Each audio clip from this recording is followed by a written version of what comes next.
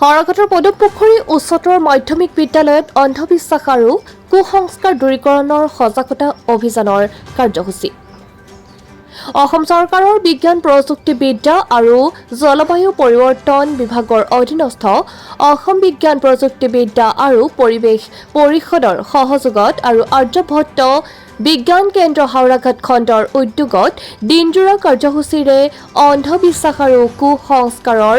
দূৰীকৰণৰ বাবে পদুমপুখুৰী উচ্চতৰ মাধ্যমিক বিদ্যালয়ত পঞ্চম পৰ্যায়ৰ সজাগতা অভিযানৰ কাৰ্যসূচী ৰূপায়ণ কৰা হয়। অনুষ্ঠানৰ লগত সংগতি ৰাখি বিজ্ঞান ভিত্তিক এক সজাগতা সভাও অনুষ্ঠিত কৰা হয়। উক্ত সভাত সভাপতিত্ব কৰে বিদ্যালয়খনৰ অধ্যক্ষ নৱনীত কুমাৰ মিশ্ৰই।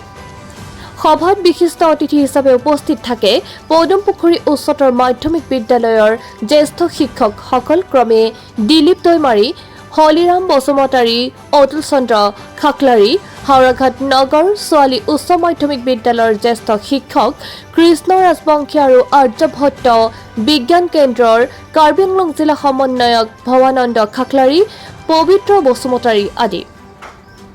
অনুষ্ঠানৰ সমূহ কাৰ্যসূচীৰ আধাৰে আৰ্যভট্ট বিজ্ঞান কেন্দ্ৰ হাওৰাঘাট খণ্ডৰ সমন্বয়ক প্ৰবীণ নাথে। অনুষ্ঠানত বিশিষ্ট অতিথিসকলে ভাষণ প্ৰসংগত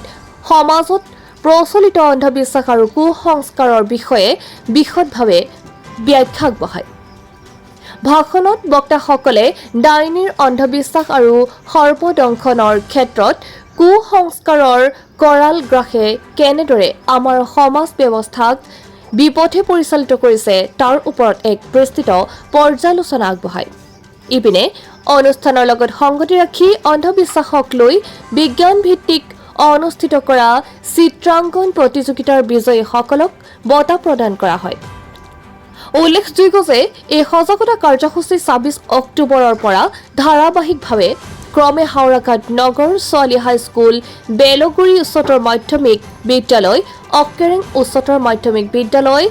কাজিচৰা এম.ই. স্কুল আদিত সফল কাৰ্যসূচী ৰূপায়ণ কৰা হয়। বিজ্ঞান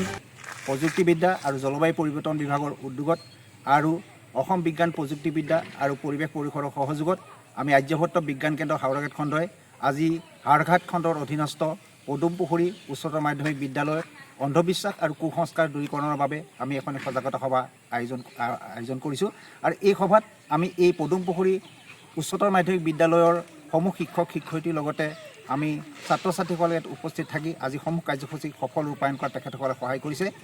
ইতিমধ্যে আমি যোৱা ২৬ অক্টোবৰৰ পৰা ধাৰাবাহিকভাৱে আৰ্যভট্ট বিজ্ঞান কেন্দ্ৰ হাওৰাঘাট খণ্ডই হাওৰাঘাট খণ্ডৰ অন্তৰ্গত বিভিন্ন বিদ্যালয়ত এই অন্ধবিশ্বাস আৰু কুসংস্কাৰ দূৰীকৰণৰ বাবে আমি এনেধৰণৰ সজাগতা সভা আয়োজন কৰি আহিছোঁ। বিগত সময়ছোৱাত আমি হাওৰাঘাটৰ লগতে নিকটৱৰ্তী অক্ৰেং হায়াৰ ছেকেণ্ডেৰী স্কুল লগতে বেলগুৰি উচ্চতৰ মাধ্যমিক বিদ্যালয়তো এনেধৰণৰ অনুষ্ঠান আমি কৰি আহিছোঁ। আৰু সেই অনুষ্ঠানবিলাকত আমি জনসাধাৰণৰ যিটো সহায় সহযোগিতা আমি যথেষ্ট পাইছোঁ। আৰু তেখেতসকলে এই অন্ধবিশ্বাস আৰু কুসংস্কাৰ দূৰীকৰণৰ বাবে ছাত্ৰ ছাত্ৰীসকলক কেনেকৈ আগ্ৰহী কৰি তুলিব পৰা যায় সেই সম্পৰ্কে বিভিন্নজন বক্তাই বিভিন্ন ধৰণৰ ভাষণ আগবঢ়াইছে। আজি আমি এই পদুমপুখুৰী উচ্চতৰ মাধ্যমিক বিদ্যালয়ত এই সম্পৰ্কে যিখিনি সজাগতা সভা আমি আয়োজন কৰিছিলোঁ, এই সভাত বিদ্যালয়ৰ কেইবাগৰাকী জ্যেষ্ঠ শিক্ষকে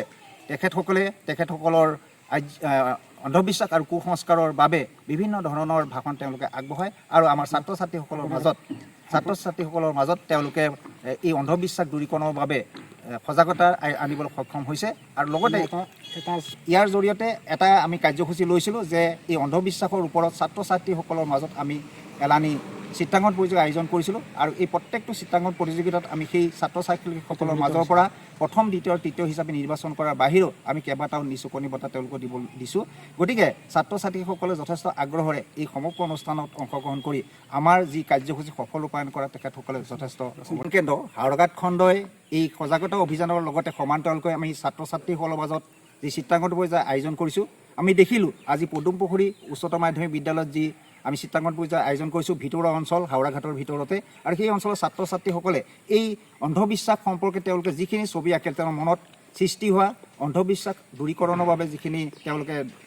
ভাহি আহিছে চকুত, সেই সকলোবিলাক কথা তেওঁলোকে চিত্ৰৰ জৰিয়তে প্ৰকাশ কৰিব সক্ষম হৈছে। আমি চিত্ৰাংকনসমূহ চাই যথেষ্ট আপ্লুত হৈছোঁ যে কম বয়সীয়া ছাত্ৰ ছাত্ৰীসকলেও এনে সুন্দৰ এটা ছবি আঁকি পেলাই আমাক দিব পৰাটো ডাঙৰ কথা গতিকে আমি ছাত্ৰ ছাত্ৰীসকলৰ উজ্জ্বল ভৱিষ্যত কামনা কৰিছোঁ আৰু এনেকুৱা ধৰণৰ চিত্ৰৰ জৰিয়তে তেওঁলোকে এই গোটেই ঘটনাটো যে প্ৰতিফলন ঘটাবলৈ সক্ষম হৈছে তাৰ বাবে আমি আৰ্যভট্ট বিজ্ঞান কেন্দ্ৰৰ পৰা সেই ছাত্ৰ ছাত্ৰীসকলৰ উজ্জ্বল ভৱিষ্যত কামনা কৰিছোঁ আৰু ভৱিষ্যতে তেওঁলোকে আৰু আগুৱাই যোৱাৰ ক্ষেত্ৰত আমি প্ৰেৰণা হিচাপে তেওঁলোকক আমি বঁটা প্ৰদান কৰিবলৈ সক্ষম হৈছোঁ কৰি যাব নিশ্চয় এই সজাগতা সভা আমি প্ৰত্যেক বছৰে কৰা হয় আমি কেতিয়াবা ৰাইজমেল হিচাপে কৰা হয় দুৰ্গম অঞ্চলত আমি সাধাৰণতে আমি গাঁও বা তেনেকুৱা যিখিনি সৰু সৰু মফচলীয়া চহৰ আছে তাত জনসাধাৰণক সজাগ কৰি তুলিবৰ কাৰণে আমি এনেকুৱা সজাগতা সভা পাতোঁ কিন্তু এই বছৰ আমাক বিজ্ঞান প্ৰযুক্তিবিদ্যা আৰু পৰিৱেশ পৰিষদে আমাক ছাত্ৰ ছাত্ৰীসকলৰ মাজত যাতে এনেকুৱা সজাগতা অনুষ্ঠান এটা হয় তাৰ বাবে আমি বিদ্যালয় পৰ্যায়ৰ ছাত্ৰ ছাত্ৰীসকলক আমি চিত্ৰাংকনৰ জৰিয়তে লগতে আমাৰ নিৰ্দিষ্ট বক্তাসকলক আমন্ত্ৰণ কৰি আনি যে সেই অন্ধবিশ্বাস আৰু কুসংস্কাৰৰ বাবে তেওঁলোকে কেনেকুৱা ধৰণৰ পদক্ষেপ গ্ৰহণ কৰিব সেই সম্পৰ্কে বুজাই দিবৰ কাৰণে আমি কেইবাগৰাকী নিৰ্দিষ্ট বক্তালৈ আমন্ত্ৰণ জনাইছোঁ আমি এই সজাগতা সভাত যে আমি ছাত্ৰ ছাত্ৰীসকলৰ লগতে উপস্থিত থকা আমাৰ সাধাৰণ ৰাইজ তথা শিক্ষক শিক্ষয়িত্ৰীসকলক আমি অনুষ্ঠানৰ জৰিয়তে সম্পদ দৰ্শনৰ মানুহৰ যিটো অন্ধবিশ্বাস বশৱৰ্তী হৈ যে আমি বেজ বেজালি বা কবিৰাজৰ ওচৰত গৈ পেলাই আমি চিকিৎসা প্ৰদান কৰিব পাৰোঁ সেই সম্পৰ্কে যে আমি চিকিৎসা প্ৰদান কৰি পেলাই সম্পদ দৰ্শনক আমি যে ৰোধ কৰিব পাৰোঁ সেই সম্পৰ্কে আমি আজি এই সভাত বিশদভাৱে বক্তাসকলে তেখেতসকলক বক্তব্য আগবঢ়ায় ইয়াৰ লগতে আমি ডাইনী হত্যা আৰু বিভিন্ন ধৰণৰ যিখিনি অপসংস্কৃতি তেওঁলোকে